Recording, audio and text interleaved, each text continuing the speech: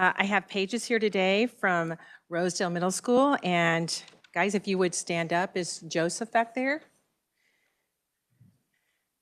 We got Joseph and Arilina. They went the rest. Gabriel and Ona. And they're 7th graders. They're from Rosedale Middle School, and their instructor is, who's your instructor's not in here with you? Okay, so they have their social studies teacher here with them. So welcome them. It's their first time to be at the Capitol, and they're going to go to the top today.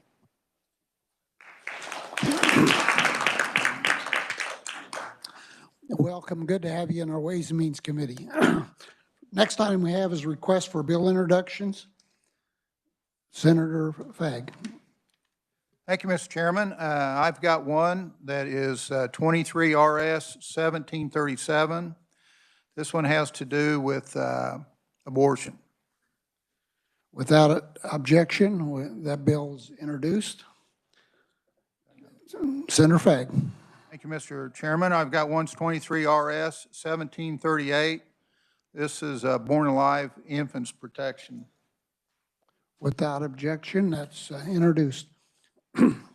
Okay, committee, Senator Petty. Are these the same bills we already have in public health and welfare? Just another name? I don't know. Do you know, Senator Fagg? I figured it'd be assigned to somebody. Oh, well, we already have them. We already have them lined up for hearings, yes. Okay, next item we have is we're going to, I'm going to make an announcement here that we have lots more people signed up to give testimony, and so we're going to limit everyone to 3 minutes so everyone gets a chance to speak. So the next item we have is we're going to start our hearing, the confirmation hearing on Adam Proffitt for Secretary, Department of Administration. Adam, welcome to committee.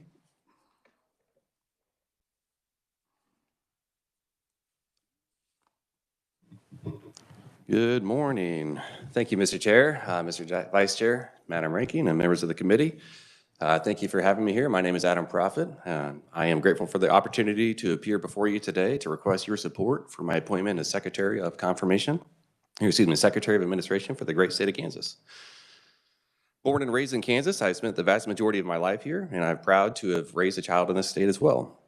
My family and I cherish the life that we've built in Kansas, and we welcome the opportunity to continue doing our part to make this state the best version of itself for generations to come. I've spent the past 5 years serving the state in various capacities. Over the past 2+ years, I have served as the Director of the Budget, where I've been intimately involved in assisting the governor and the legislature in creating the state's budget with an unwavering commitment to long-term fiscal stability. During this time, I've been granted the opportunity to partner with each state agency to better understand and assist in furthering their missions.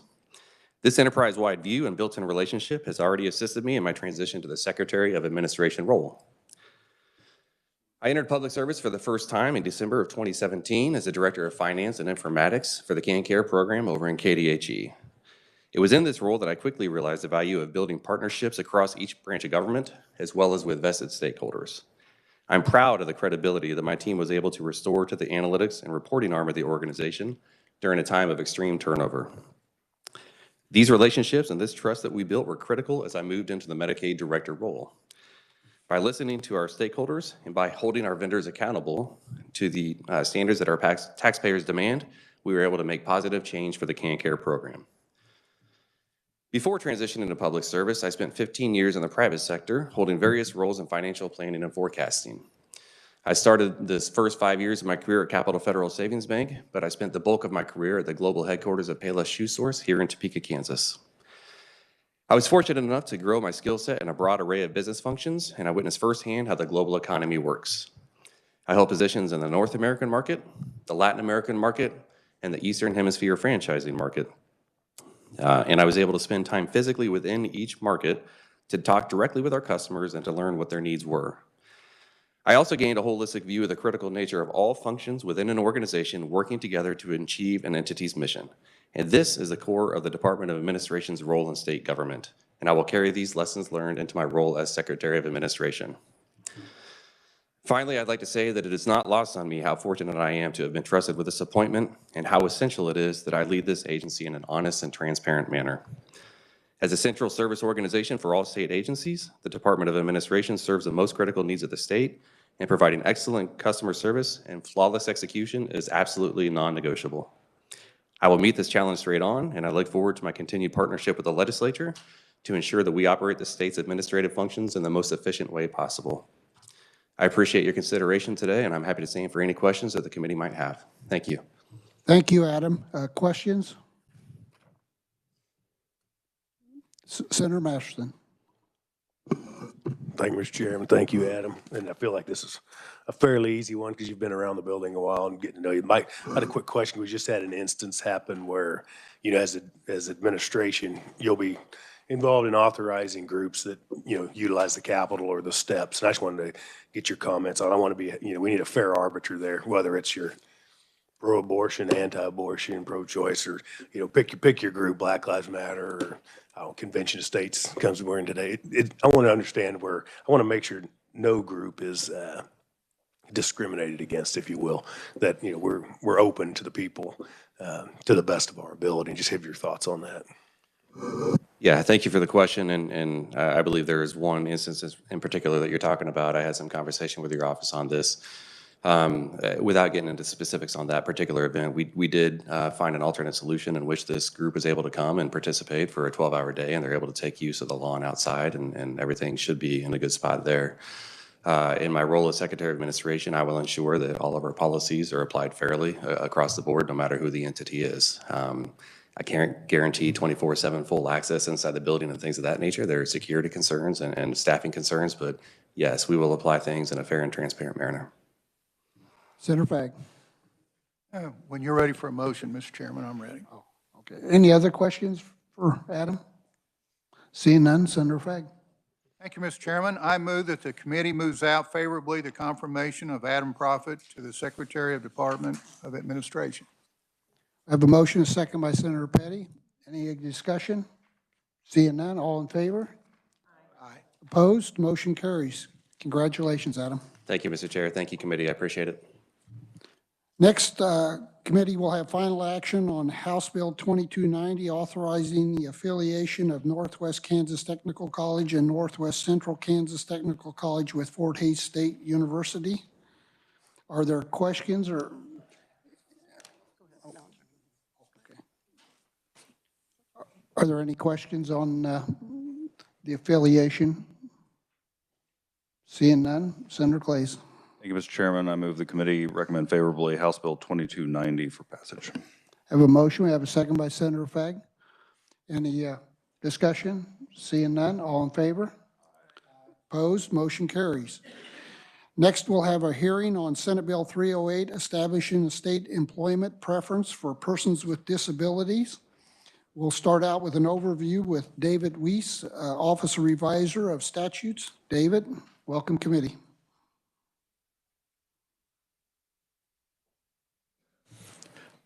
Thank you, Mr. Chairman. Good morning, committee. Senate Bill 308 would add 3 new sections of law to be known as Kathy's Bill, relating to hiring and promotion preferences in state employment for persons with a disability, and also amends KSA 73201 to expand the veterans' preference and hiring preference to include remarried spouses of deceased veterans and surviving spouses of a prisoner of war, regardless of the spouse's marital status. Section 1 of the bill names sections 1 through 3 as Kathy's Bill. Section 2 is the definitions section for the bill, including definitions for disability, major life activities, reasonable accommodation, and state government. Section 3 is really where the preference is established and laid out in the bill. State government employment promotion preferences would be for persons with disabilities if qualified with or without reasonable accommodation to meet the performance standards of the position. State government job notices and applications shall state the position is subject to the disability preference and explain how applicants with disabilities may take advantage of the preference, including information regarding documentation of a disability that shall be provided and how the process would be used for selection for that particular position. The state government hiring authority shall offer an interview to a person who has applied for an open position, who is qualified, with or without reasonable accommodation and meets the performance standards of the position, and who has presented proof of disability. The section also includes a list of documents allowed as proof of disability. That's subsection C. On page 2 there, you can see the list. There's about 6 things that can be used as proof of disability. And any reduction in personnel by state government, employees or persons with disabilities would be retained in preference to all other employees in the same job classification or job title with equal qualifications, seniority, status, and performance reviews. A person with a disability has the right not to disclose such person's disability at the time of hire, but may not assert a right to retention preference later unless the disability is disclosed prior to the announcement of any layoff. Such preference shall not apply to positions that are filled by elected officials or vacancies in elected offices, personal secretaries of such elected officers, members of boards or commissions, persons employed on a temporary basis, positions held by patients in state institutions, inmates in the custody of the Secretary of Corrections, students enrolled at state educational institutions, heads of departments, positions that require licensure as a physician, or positions that require employee to be admitted to practice law in Kansas would not qualify for the preference. And then finally, Section 4, this as stated before, this amends KSA 73201. This is the veterans preference statutes to provide a preference for the spouse of a veteran who has a service-connected disability of 30% or greater as determined by the U.S. Department of Veterans Affairs, or the surviving spouse, whether remarried or not, of a veteran who died as a result of serving in the armed forces or was a prisoner of war. And with that, Mr. Chairman, I can stand for questions. Thank you, David. Any questions for David? Senator Petty. Thank you, Mr. Chairman. You know, when I was looking at this bill and noticed, there's a couple of things. So there's a change from the amount of disability. So it was, I mean, 100% service-connected disability. It's 30% or greater. And that's the veteran. But this pertains to the spouse of that veteran who has 30% disability. And also, it could be, it's a disability that is determined at any time, not necessarily specifically right after service, so it's related to their service, correct? Yes, Mr. Chairman, yes, under current law, it has to be 100% service-connected disability for that veteran as determined, you know, and yeah, it would have to be service-connected and in active duty. And the bill does change that now. It would be 30% or greater for that, and then this specifically relates to the spouse of the veteran has that particular disability. So yeah, it's changing from 100% to 30% or greater. Okay, and then another part that I want to understand is that if a person has a disability, applies for a job, I think this is on page 4, applies for a job, doesn't disclose they have a disability, then they cannot use that disability as a reason to be not let go if there's a reduction in staff. Mr. Chairman, that's correct. They would have to disclose the disability prior to any announcement. They can't have like a reduction in force or some sort of layoff and then assert, oh, I have a disability preference. That it has to be prior to any announcements of reductions. So, Mr. Chairman, just as a follow-up, so actually this wouldn't pertain to that person at all, except that it now totally puts them out of the loop of this whole bill, I would assume, because they're not disabled and they can't say, or if they can't say after the fact of being hired that they are disabled. Yeah, Mr. Chairman, yeah, they would have to, they have the option not to disclose whether they have disability or not, but if they want to, have the preference of disability, disclose and have to provide that documentation as indicated in Section 3. If they choose not to disclose that, and then later, like I said, if there's later a reduction in staffing or layoffs of any sort, then, they can't then after that announcement assert any preference. And then my last question is about, so the whole thing about, I guess you could call it last in, not first out or whatever, but that if a veteran or a disabled person, they have to be, they would not, if there's a reduction in staff, they could not be the first that we let go because they are a veteran or disabled? Yes, Mr. Chairman, yeah, if, you know, all other aspects being equal, you know, in terms of, yes, the seniority, the status, performance reviews, if there was, you know, a determination between, you know, somebody with the preference and with not, that the person with the preference would not be let go first. They would have the retention preference. All right, thank you. Senator Fagg. Thank you, Mr. Chairman. I understand that this applies only to the executive branch. The question I have, when you hit the word preference, what level, can you describe preference to me? I mean, at what level, if you have two equals, I see that. You know, at what level does that become overriding? Mr. Chairman, yeah, the bill does not specify, you know, a definition of preference. I think it would be probably, yeah, it's going to have to depend on the qualifications for that particular position. And then, you know, they do have to meet the highest qualification. The person having the highest qualifications and meeting the performance standards must receive the primary preference. So it's going to kind of depend on each hiring agency and the applicant pool, and have to weigh the qualifications for everyone. So yeah, but the bill does not specify, you know, what preference means. Senator Fagg.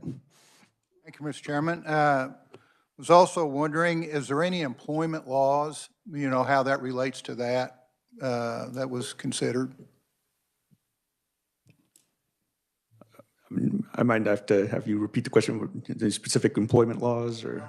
I'm sure that there's employment laws out there on do's and don'ts, and I just wondered how federal and state law fits into this type of thing, if we can do this or not. Mr. Chairman, I might let some of the conferees speak to that, or yeah. Other questions, Senator Petty? I just want to make sure, in the last part of this bill, does it also pertain to local and state government? This, Mr. Chairman, this pertains, you mean the veterans preference or the disability preference? Because the disability preference is for state government. It does not speak to locals. Okay, so the veteran? Let's see. In that letter E? Yeah. Yes, the veterans preference, if you look there's also on page 4 of the bill in subsection C, veterans shall be preferred for initial employment and first promotion in the state government of Kansas and in the cities and counties of the state. And then there's also language, as you indicated, on subsection E about the state and a city or county in the state. So for the veterans preference, it's state and cities and counties, locals. So it's mandating to local units of government that they have to have this in place for both veterans and their spouses. Yes, Mr. Chairman, that's already current law for the veterans preference, but yeah. Thank you. Any other questions? Senator Alley. Thank you, Mr. Chair. Maybe I'm misreading this, but on section 4E, it had struck out remarried, and that brought me to think, does a divorce count, or does divorce enter into this in any way? Like a divorced spouse? Mr. Chairman, yeah, I mean, under the amendment now, if it's a surviving spouse, it's whether remarried or not remarried. I mean, it's sort of regardless of the marital status. So if, you know, the spouse was surviving and there was a divorce, it doesn't. If they were, pardon me. Senator Alley. If they were divorced, they divorced the veteran prior to him being deceased, are they included in that, is what I'm asking? Yeah, Mr. Chairman, yes. I mean, it's not exclude anybody due to divorce. It would be, I mean, it's just now has to be a surviving spouse, whether remarried or not remarried of the veteran, so. Thank you. Other questions? See none. Thank you, David. We'll move on to proponents. And as I mentioned earlier, we're going to limit this to 3 minutes. So we'll start out with Kathy Lobb. private citizen, and this bill is named after Kathy.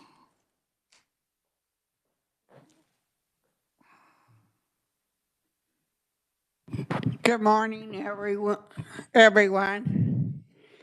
My name is Kathy Lobb. I have been advocating on this bill for 21 years. I've been trying to fight this bill for many years. And all I can say is that we would like to see people with disabilities be included in the state level, and not only in the state level, but local too. But the thing of it is, I knew of one person that used to work for the governor's office, and he's actually gone now. He had passed away, and he is the one that taught me how to advocate for people with disabilities and being able to say what I wanted. But after 21 years, I'm finally retired, but I came to let you guys know how I feel. And if you have any questions, I'll stand for questions. Thank you, Kathy. Questions? Well, thank you. No questions. I think she has a... Oh, Senator Reddy. Thank you, Mr. Chairman. So my question is, I often hear we have Big Lakes Developmental Center in the city of Manhattan, and physical disabilities are easier to see and modify, and you can make accommodations as such. Some of the other ones, this also adheres to individuals with mental disabilities and such. So does this also mean to make such accommodations should one be hired on their behalf if they're qualified? Yes, that should be included as well. Okay, thank you. Other questions? Seeing none, thank you, Kathy. Appreciate you being here today. Thank you. Next, we'll have Robert Cooper, Executive Director of the Kansas Commission for the Deaf and Hard Hearing. Robert, welcome to committee.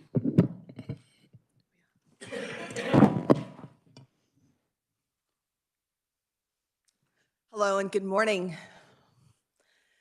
Chairman, members of the committee, of the Ways and Means Committee. I am here. My name is Robert Cooper. I am the Executive Director for Kansas Commission for the Deaf and Hard of Hearing. It is a state agency, and we do advocate for communication access for deaf and hard of hearing individuals all over the state. And also, I am here to advocate for employment in general for individuals who have disability. Of course, my focus is those who are deaf and hard of hearing. The Employment First initiative was not quite able to maximize the opportunities that they have. This Bill 308, I believe, will achieve that. There's opportunity for a lot of disability individuals who to get that interview often historically have been missed, and they have been filtered out even though they have those qualifications. So to be able to have that opportunity just for that initial interview, then the employer can realize that that individual has the qualifications and then be hired. I think that getting that first foot in the door is key. The bill, as stated, is good, but again, not without some concern. The deaf and hard of hearing population, we see the list of 3 documents that are required. Unfortunately, not many deaf and hard of hearing utilize those 3 proof of disability indicators. So I don't know if there could be a tweak to that without making it overcomplicated, but we would be able to work with it as written. But again, we would like to see some other like proof from VR services, like in other ways from the community that could verify disability. And so because a lot of individuals who are deaf and hard of hearing struggle on their own to get those jobs and often look at state agencies like vocational rehabilitation to help them get those interviews and those jobs. I knew of a person who had worked in state employment for 44 years and they had worked in the payroll department. And by the time that the computers came around, they had started well before the computer time era. And this individual had told me stories, and I'm sure many of them were very tall tales. But again, this individual's stories had struck me. You know, back in the 60s and the 70s, there was a lot of interaction and things that happen with deaf employees, with other employees, that this particular individual noticed that they don't see now anymore. So that realizing that there is not that preferential hiring viewpoint or lens. So this individual had worked at the docking building for many years. And again, this preferential way would be a way to get, the interpreter clarification that this person was able to get their job through the legislature and not necessarily on their own. So if this person would have had that ability to interview on their own as allowed in this bill, they would have been able to get that job independently on their own. Thank you for listening. Questions for Robert? Seeing none, thank you, Robert. Appreciate you being here today. Next, we'll have Martha Gabehart, Executive Director, Kansas Commission on Disabilities Concerns. Martha, welcome to committee. Thank you, Mr. Chairman and members of the committee. I am Martha Gabehart, Executive Director of the Kansas Commission on Disability Concerns. The reviser did a good job of talking about the bill, and we've had several others talk about it. So I won't really focus on that. On the questions that we had, Craig Knutson with Office of Personnel Services could answer the layoff questions and those kinds of things. He'd be a good one to talk to. On the bottom of the first page of my testimony, I talk about the Americans with Disabilities Act and the Kansas Act Against Discrimination. After the Americans with Disabilities Act was passed, the Department of Justice came out with a document that said that employment programs to help people with disabilities get jobs were not against what the Americans with Disabilities Act required.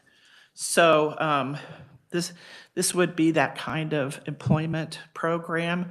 The disability hiring preference, the documentation that they submit is kept by the Office of Personnel Services.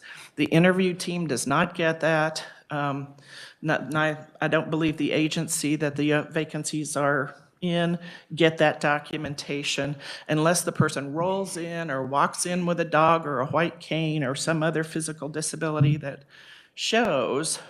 No one would know that individual had a disability. They only know they have to interview them. So it's not against the Americans with Disabilities Act or the Kansas Act Against Discrimination.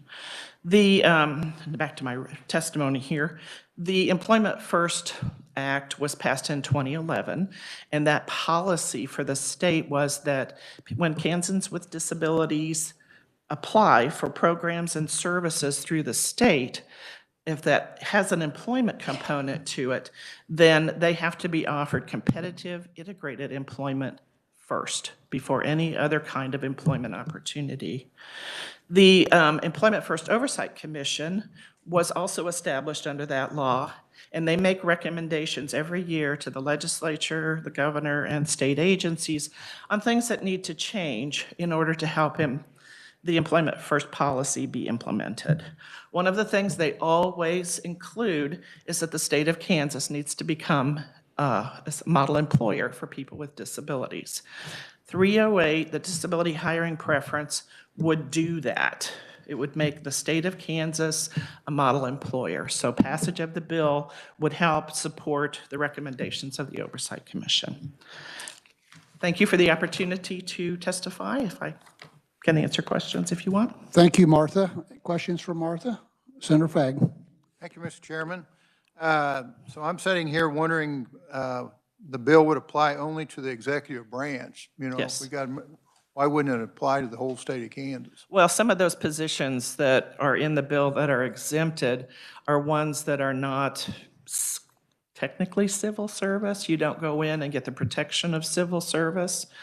So like your staff, the staff of the governor, what else is in there? David, what else is in there? there are lawyers, licensed practitioners, I don't know, there are several. And those, you have to have those kinds of qualifications for. I believe that the original executive order had those exemptions in it under the Brownback administration. Any other questions for Martha? Seeing none, thank you, Martha. Appreciate you being here today. Next, we'll have Rhonda Hubbard, a private citizen. Rhonda?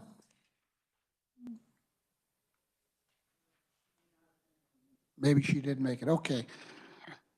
We'll move on to the next proponent. Would be Shanna Groves, board member of the Kansas Commission for the Deaf and Hard Hearing on WebEx. Good morning, everyone. As a board member for the Kansas Commission for the Deaf and Hard of Hearing, I represent the thousands of Kansans who live with hearing loss, or in medical terms might be considered a hearing impairment. I have lived with hearing loss for 23 years. It was diagnosed in my 20s. Actually, during my active employment years, I was just getting started in my career when I received the diagnosis. The reason why State Bill 308 is so important to me is because I've worked in both the private and the public sector. I am a former special education teacher for 2 Kansas school districts. And as a former special education teacher, it was my responsibility to advocate for children with delays and disabilities in my classroom. And as a teacher with a disability, which was disclosed in the interview process, I found that it was very difficult to receive reasonable accommodations. For example, in the classroom, it did, when we would do fire drills or things like that, I could not hear the fire alarms go off. So it took many attempts to try and get some visual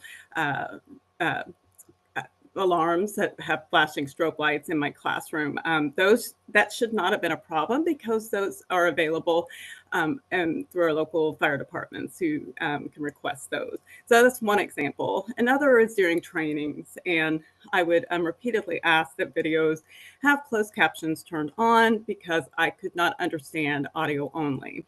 And there were trainings in which we were learning about disability for children, and the captions were not turned on that I had requested, and it would not be turned on.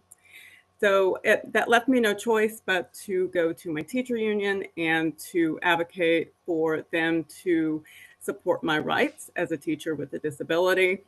Long story short, it did not go well, and I was put on a work performance improvement plan after I started advocating for my disability rights. I had no choice but to resign as a teacher, and I now work in the private sector. According to Section 503 of the Rehabilitation Act of 1973, regulations do require that covered federal contractors and subcontractors take proactive steps to recruit and retain workers with disabilities. Since this is a requirement for businesses that work with the government, it is important that the state government positions be disability inclusive to set that example for the other businesses.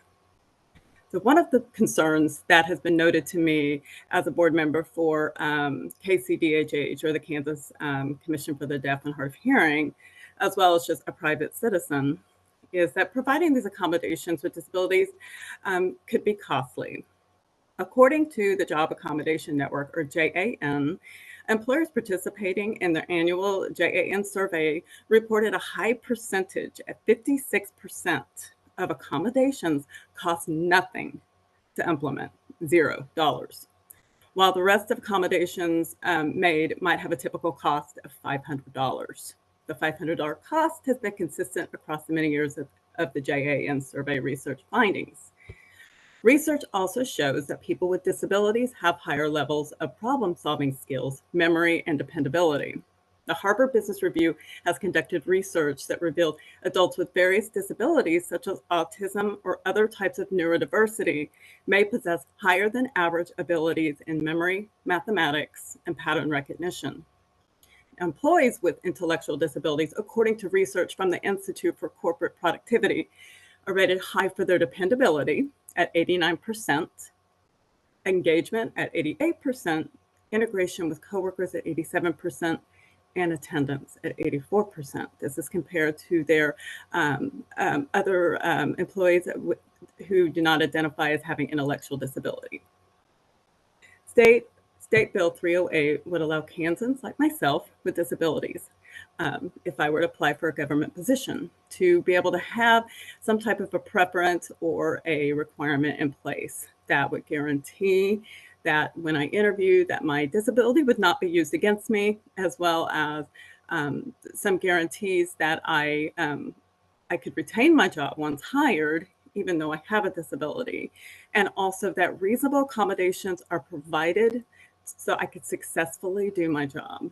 And those are things that, once requested, should be available according to all of the testimony I provided, the cost factors, as well as some of the other reasons why we should be taking into consideration accommodation.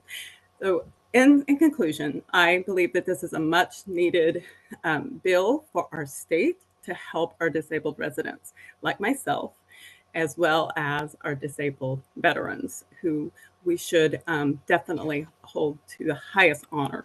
Our Kansans and veterans deserve nothing less. Thank you. Thank you, Shanna. Are there any questions for Shanna? Seeing none, thank you for being here today, Shanna. We appreciate you. Next, we will have the Craig Knutson Policy Analyst.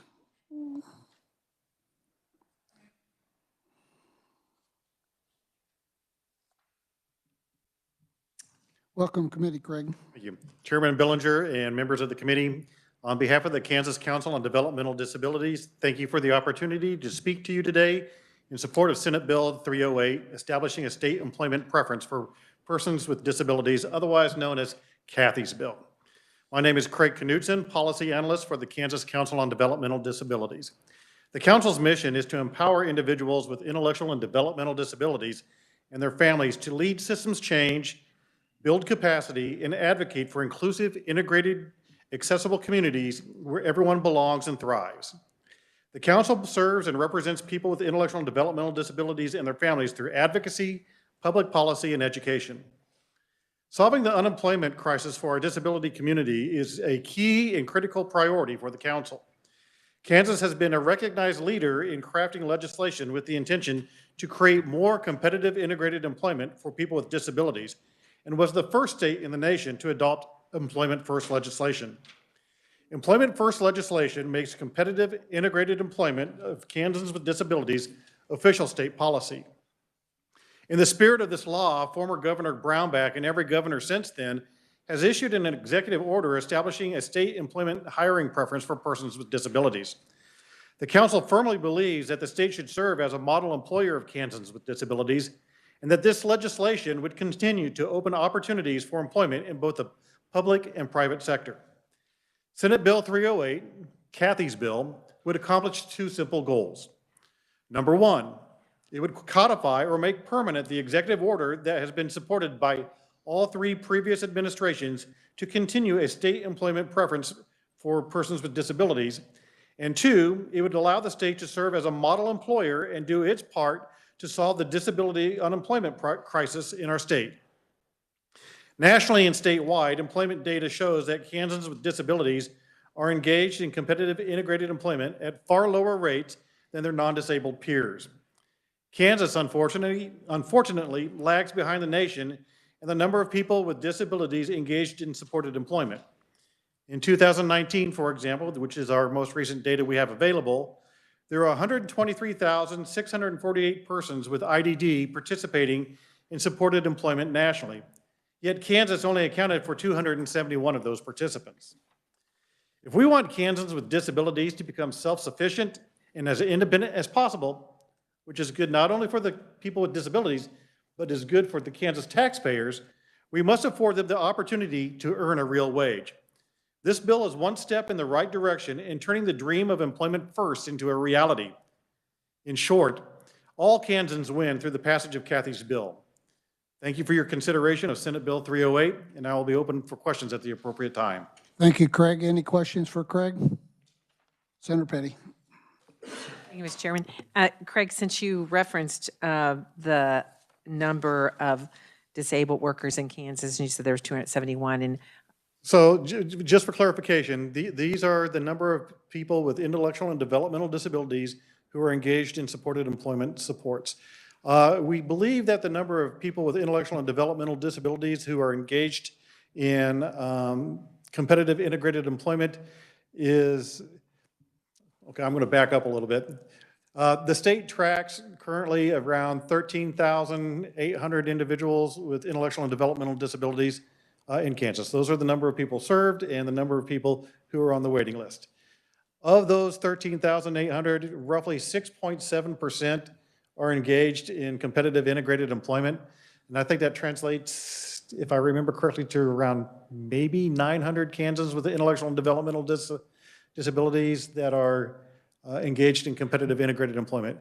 In other words, you take a look at our non-disabled peers where the employment rate is anywhere from 60 to 90%, and we're looking at roughly 6.7% engaged in competitive integrated employment for Kansans with intellectual and developmental disabilities.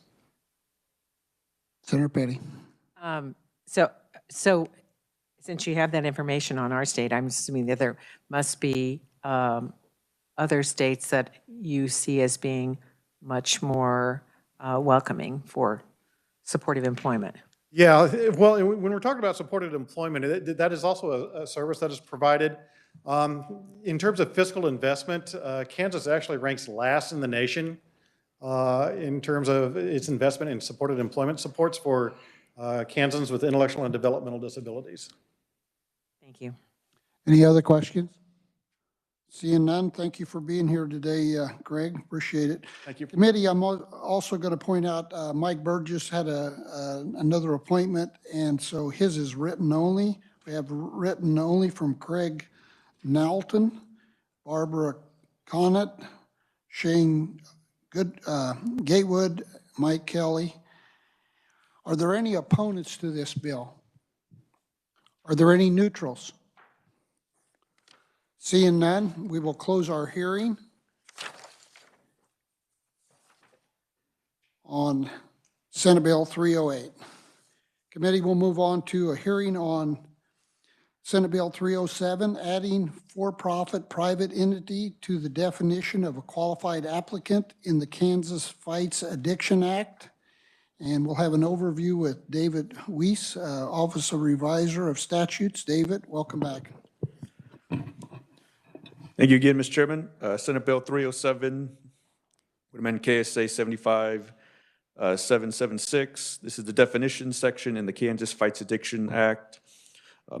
This would add for-profit private entity to the definition of qualified applicant within the act. And I remember this act was passed a few years ago. This is about the opioid settlement dollars, and that came to the state through some settlements and through the Attorney General's office.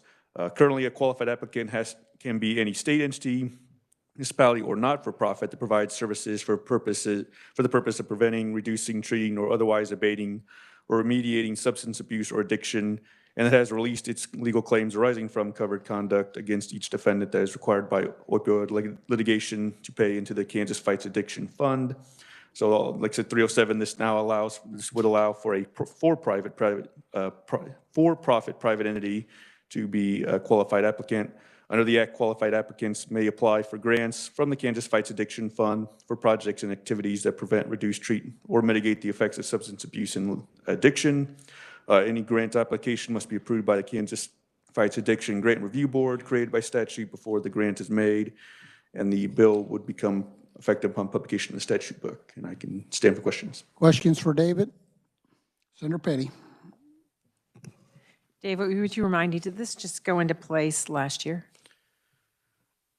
David? Mr. Chairman, yeah, I believe so. I think the bill was maybe passed in 21, but I think it's been in effect for a year or so. If it wasn't last year, it was like a couple of years, but it's been real recent, yeah. So the bill. Senator Petty. Sorry. the bill passed in '21, the addiction, I'm going to say it right, I've got to look for it. The addiction fund, the Kansas Fights Addiction Fund has actually paid out to local entities of government yet, or not? David? Mr. Chairman, I don't know what the status of any grants paid out. There may be others that can speak to that. I just don't know if they've paid out yet or not. Other questions for David? Senator Reddy. Thank you, Mr. Chairman. So how much is in the opioid litigation, that the fund that we're talking about here, do you know? David? Mr. Chairman, I don't know. I don't know if perhaps Legislative Research has the up-to-date numbers on that, but I don't have the balance of the fund. I don't know. Thank you. Any other questions? Seeing none, thank you, David. We'll move on to proponents. We'll start out with Travis Lowe, Acadia Healthcare. Travis, welcome committee. And I'm going to remind everyone 3 minutes, please. Thank you, Mr. Chairman, members of the committee. I appreciate the opportunity to be here today. My name is Travis Lowe from the Braden, Heidner, Lowe & Associates firm, here today representing Acadia Healthcare. Acadia Healthcare provides behavioral health services across the country and specifically operates what's called the Wichita Comprehensive Treatment Center, just north of downtown Wichita, provides addiction recovery services to many Kansans in the area. We thank you for taking a look at Senate Bill 307 today, which is a bill we believe brings a few technical amendments to the legislation that was passed into law 2 years ago. The 2021 legislature passed, as the revisor said, what's called the Kansas Fights Addiction Act, which created the framework for how the Attorney General's office will receive, manage, and distribute the opioid settlement funds, the Kansas share, now and over the next decade and a half. This is just one small change. If you see on page 1, line 28, as the revisor said, it inserts for-profit entity. That is the only change in the bill. And candidly, we're just not sure why that was omitted in the first version 2 years ago. Other states do have the for-profit entity in their definition in their state's version of the application process. We did a deep dive on the 2021 legislation discussions. Both sides are rotunda in the committee testimony. Doesn't look like it was deliberately excluded. We visited with the then Attorney General's office. We visited with the current Attorney General's office, along with other stakeholders. It does seem to be a bit of a surprise that it's not there. So that's all this bill does. To be clear, this bill does not appropriate funds to the Wichita Comprehensive Treatment Center. It does not mandate that the Grant Review Board award grants to this specific facility. It just simply amends the definition to allow for-profit entities like this treatment center to be considered if it's a good fit for that specific project now or sometime in the future. And finally, we do believe this fix would also allow us to make a difference to the Kansans who do need help. We recognize that this program is intended to provide services to the folks that need it. We believe that we can expand our services if it's a good match for that. We're already engaging in projects that are outside the Wichita inner metro. As an example, we just were approved by KDADS to have a mobile treatment unit that's now in operation the last 2 months in Reno County. And so that's just an example of some of the things that we can do if we're considered, and we do appreciate y'all's consideration. Thank you, Travis. And the question was asked if there's funds that have already been received and have been distributed. Do you know on that? I'll give you part of an answer and certainly would yield to a more of an expert from the Attorney General's office. So the Grant Review Board was created by that framework to distribute the funds. It's my understanding that they actually just issued the first RFP for the first round of projects. So I don't think any funds have been remitted yet, but they are beginning. As the revisor said, this is kind of in the infancy of the program. Okay, thank you. Any questions? Senator Reddy. Thank you, Mr. Chairman. So my understanding is so far they're not, that the for-profit entities are excluded. Is that correct? Yes, ma'am. So if, and you're representing Wichita Comprehensive Treatment Center? Yes, ma'am. Okay. So do you, as an organization, accept patients or clients that don't have insurance? Yes, ma'am. We have services that are available for folks that are Medicaid, Medicare.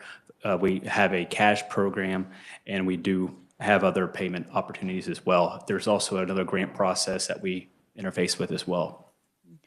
One more question, please.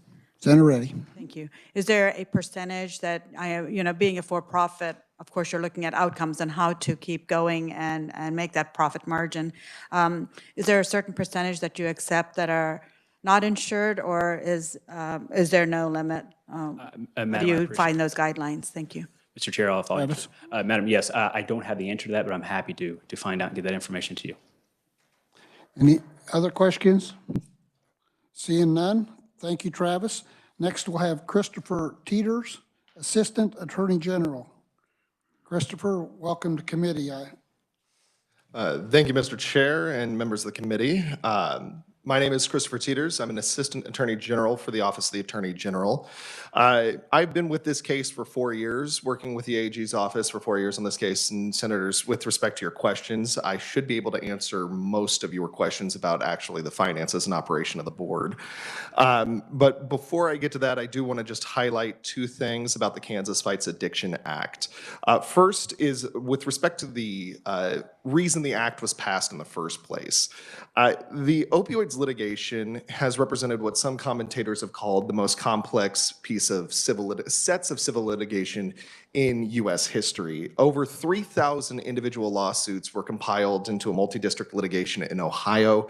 That was litigation against manufacturers, distributors, retailers, and marketers. And the state of Kansas has entered into multiple different settlement agreements with a variety of different individuals, which are outlined in the state's testimony. But as a brief highlight of this, we have 2 settlement agreements, 1 bankruptcy agreement, 2 pending bankruptcies, and 3 settlement agreements, and 5 pending settlement agreements. Each of these have different terms, different requirements, and different elements that the state has to comply with in order to ensure that we actually receive funds, because we will be receiving at this point, we've announced over $340 million in recoveries for the state over a period of 18 years.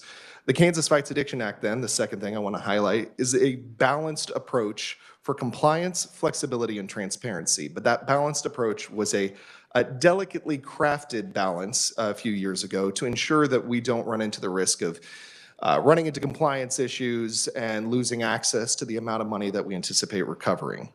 So with respect to the questions that the committee has raised, specifically how much, there has been money paid out to the local entities. There are over 200 cities and counties that are participating in our settlement program, representing about 95% of the population of the state. To date, we've distributed approximately $10 million to those cities and counties. And most of the cities and counties are still trying to determine how to spend those funds.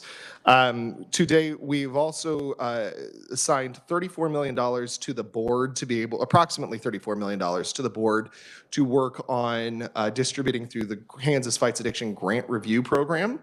And these acronyms are quite long, so if I stumble on those, I do apologize.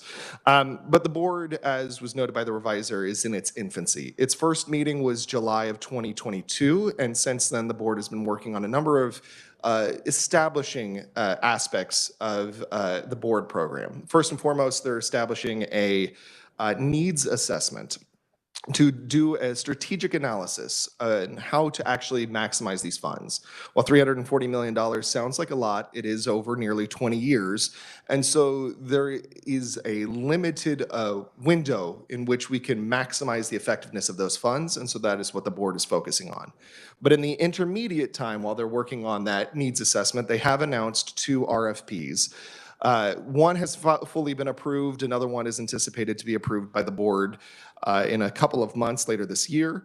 The first RFP is for $3 million, and we'll be anticipating that funds will be distributed from that RFP sometime in September. The second one will be approximately $2 million with funds following towards the end of the year. The board does have the authority to expand those allocations if there's a large amount of demand. So with respect to this particular bill, the excuse me, can you wrap it up? Yes. We're running out of time. Thank you. Wrapping it up right now. With respect to this bill, the AG's office is in support of the amendments. They do not disrupt the delicate balance of the Kansas Fights Addiction Act. And so the particular amendment, as other proponents have testified, just expands the ability of the board to take additional actions, but does not mandate any additional actions. Thank you. Thank you, Christopher. Any questions? Senator Petty. Thank you, Mr. Chairman. Thank you, Christopher, for that update. As we were looking at this, I was trying to review in my mind that legislation. Does this, if this change was made for-profit, does this impact the amount of money? Because it seems like when we actually worked on this, there was this potential of cities and counties having their own ability, and then there's this decision that we finally came to this, I guess, compromise of having it one fund and it would be distributed through this process. So does this, would this in any way impact that ability of cities and counties to participate? You said like right now there's over 200 cities and counties that have been participating in application for that fund. I know there is some kind of formula, isn't there, for? Christopher. Yes, Senator. This will not impact the ability of cities and counties to receive their funds. They receive funds through the Municipalities Fights Addiction Fund, which is separate from the fund that would be impacted by this bill. Okay, thank you. I appreciate that clarification. Other questions? Seeing none, Christopher, thank you. Thank you. Committee, I'd point out we also have written only from Stuart Little, Behavioral Health Association of Kansas, Pat George, Chairman of Kansas Fights Addiction Board, and he does have a suggestion for a amendment to this bill, and I will get that to each of you as soon as we get it. Opponents, Nick Reniker, private citizen. Nick, welcome committee. Thank you, Mr. Chairman and members of the committee for allowing me to speak today. My name is Nick Reiniker. I'm a private citizen of Kansas. I'm an opponent to Senate Bill 307. This is a dollar bill. Can't be injected or snorted, but the desire for it can be a problem. And in my testimony packet, I would ask that you click on the link, PDF link, that goes to thebusinessofrecovery.com.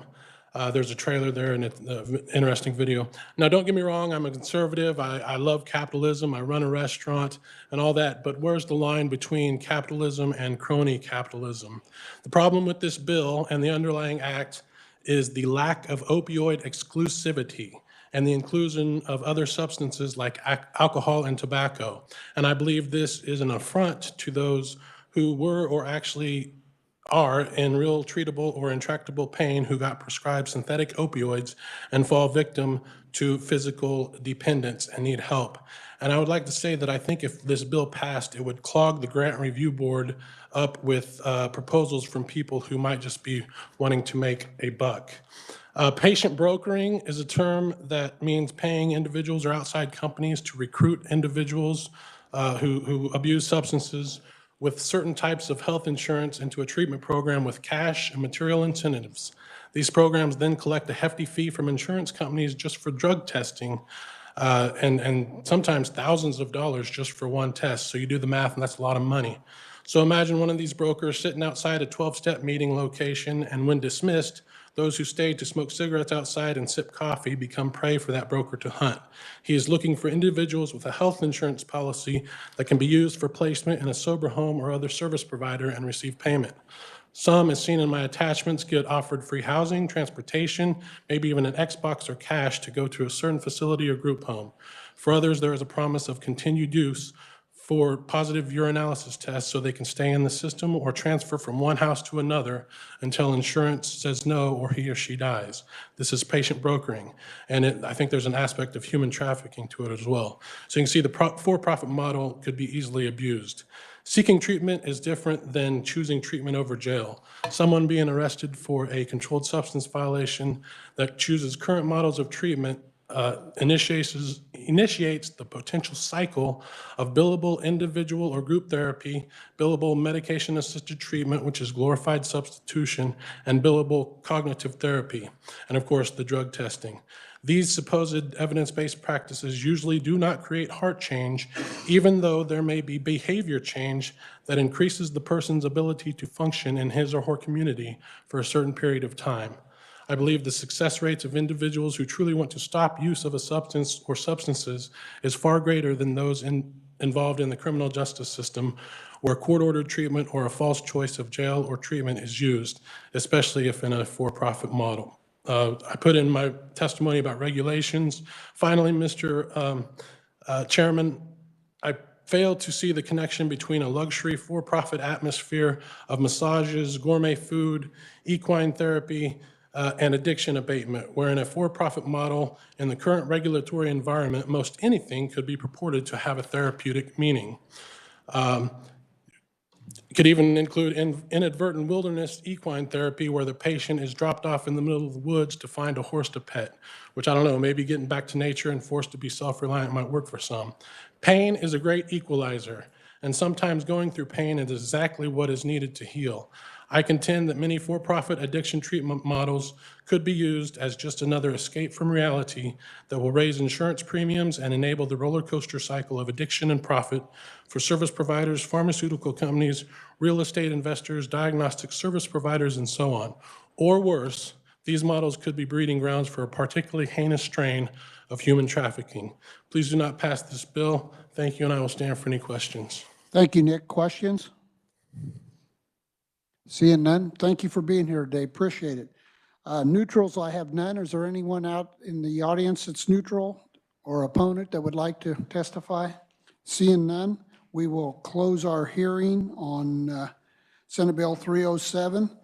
And committee, we'll not meet tomorrow, correct, Nancy? So we'll meet on Thursday, and we're going to try to work all these bills Thursday. Thank you. We are adjourned.